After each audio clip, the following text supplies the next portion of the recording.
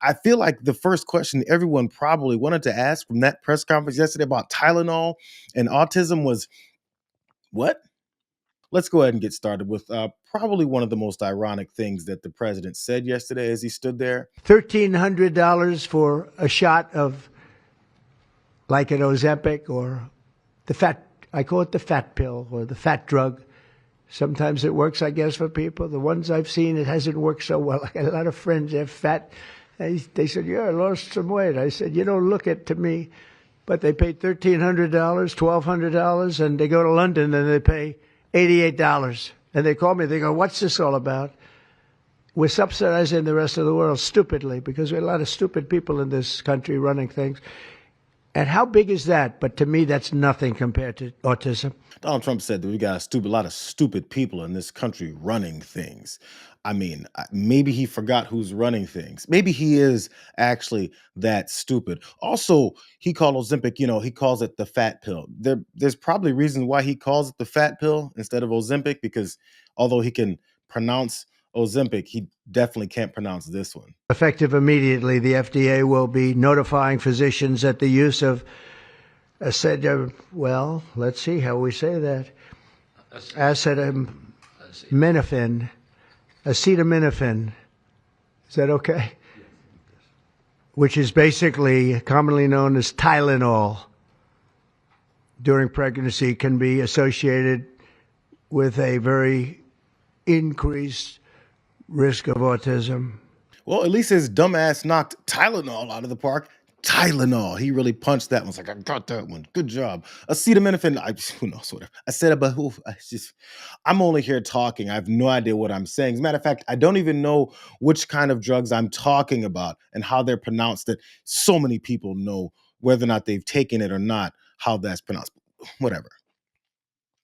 But the main thing he's there to talk about is how it causes autism. And you should trust him because he doesn't know anything. But he kept exhibiting how people that are smart, have brains, and know what they're saying and doing, how he refutes them and has absolutely no reason for why he refutes them. I was hoping that you could clear up confusion for moms and dads across America, many of whom voted for you. There's a statement that was put out by the American College of Obstetricians and Gynecologists, and in their statement, they write, acetaminophen remains a safe, trusted option for pain relief during pregnancy. And that's at odds with what you said and with what many of the experts say. How do you clear up this confusion? That's the establishment. They're funded by lots of different groups. And you know what? Maybe they're right. I don't think they are, because I don't think the facts bear it out at all. They're fighting for something that, in my opinion, they shouldn't be fighting for. But here's the thing. There's no downside to doing, other than a mother will have to, as I say, tough it out a little bit. There's no downside to doing this. Experts say the opposite of what you're saying. Well, apparently that's just the establishment. And maybe they're right. How do I know? I haven't thought about any of this. I don't know what this means. I don't know who this group is that you're mentioning, because what I've done is I've stood up here and is given prepared words to say as I then ramble off on the side about the things that I don't know or do know. And in my opinion, based on the facts, which one is it, bro? Is it your opinion or is it the facts? And would someone please, maybe one time, maybe for the first time ever in this dumb fuck's history, ever ask him, what facts are you referring to? He keeps saying, look at this, look at that, look at the facts.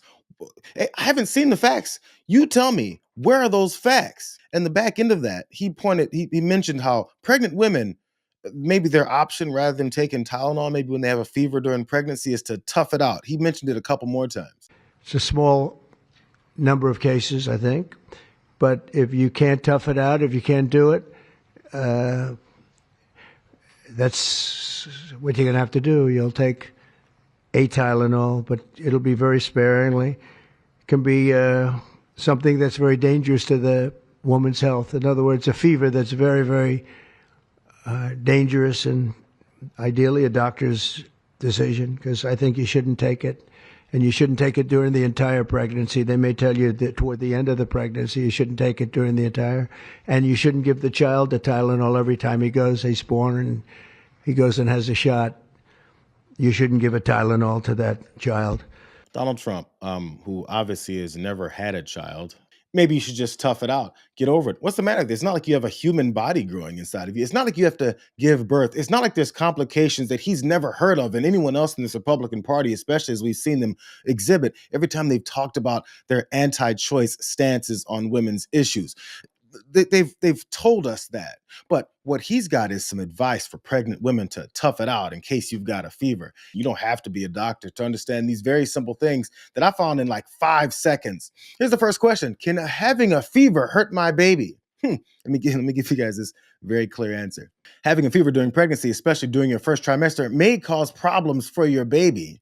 People who had a fever just before or during early pregnancy were more than twice as likely to have a baby with a neural tube defect than those who didn't have a fever. NTDs are birth defects of the brain, spine, and spinal cord. And according to the CDC, before this dumb took over, getting 400 micrograms of folic acid every day while pregnant can reduce the risk of neural tube defects, even if you have a fever.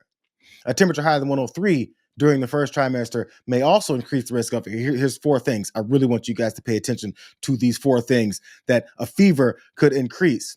Autism spectrum disorder. It's like what we're talking about. Cleft lip and cleft palate, congenital heart disease, and miscarriage. Devastating things like that.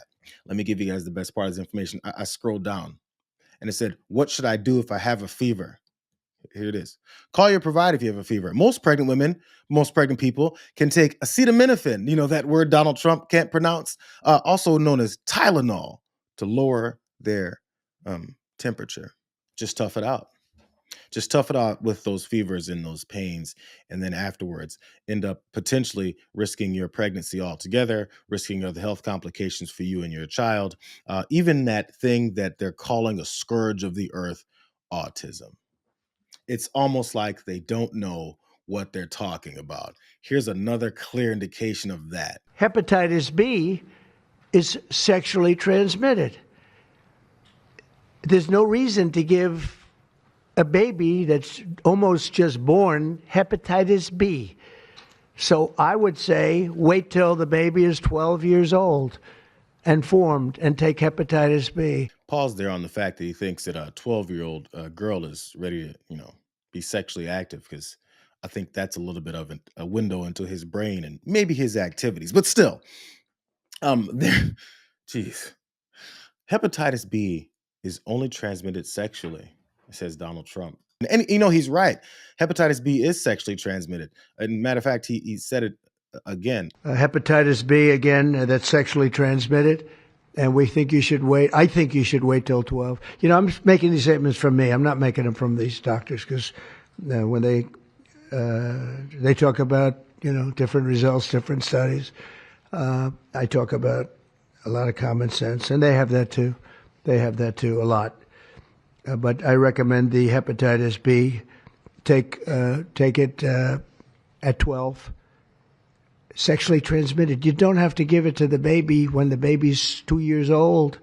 And there are a lot of theories on that, but not when they're 12. It's not. He's really stressing the 12-year-old girls need to, with their sexually activity. But again, he sees people referring to studies and research. And what he leans on is common sense in his empty brain. It's not like it's hidden. It's not like they're hiding it.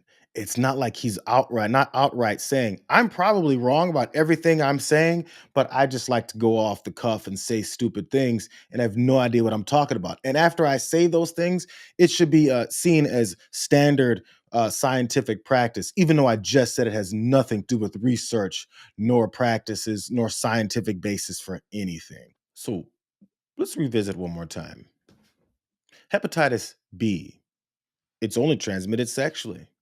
It's weird. It's weird because I did this other thing. I looked it up. This is the way hepatitis B is primarily transmitted through the following routes.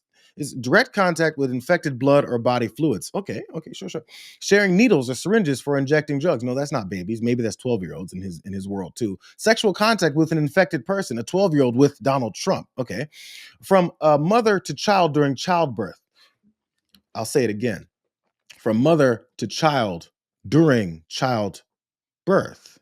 Indirect contact with contaminated objects, sharing personal items such as razors, toothbrushes, or nail clippers, contact with blood or bodily fluids on contaminated surfaces. There's some risk factors. Being born in a country where HBV is common, which Trump is trying to make sure it's going to happen. Having multiple sexual partners, working in healthcare or other professions that involve exposure to blood or bodily fluids.